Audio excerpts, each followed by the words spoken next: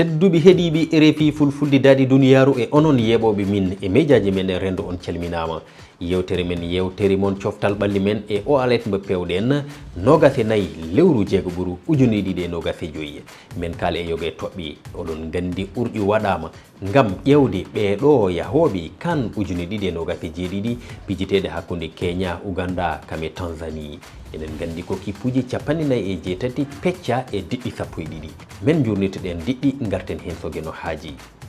ko wana ɗum min gartu e coupe du monde oɗon gandi en puɗɗimi yurnitade diɗɗi ɗe ngol lawol sogeno haaji min gartu e diɗɗal G ngal ganduɗa woni toon ko Belgique Égypte Iran kame Nouvelle-Zélande diɗɗal H woni toon ko Espagne wondude e Cap-Vert kame Arabie Saoudite tawti Uruguay ɗiɗo kippuji jeetati min ƴeew hen goto kala ko wawi e ko wawa e ko habba e muɗum ko wana ɗum ko kawre kewɗe e nder Afrique jogorɗe tawede e gon folotir coupe du monde jaltini doggi nambiyen listuji fijoɓe hoolaɓe mumen yahanoɓe ɗen leydi e gon folotir coupe du monde waɗatenga hakkude dowlaji ɗe Amérique Mexique kame Canada tedduɓe ko ni e mbadi kuppidindi wonata mbadi yewtere men e oɗo alerte oɗon mbawi woppande min miijoji kame jiyaɗe mon e médiaji meɗen renduɗi on jarama tedduɓe aadi men ko alerte sogeno haaji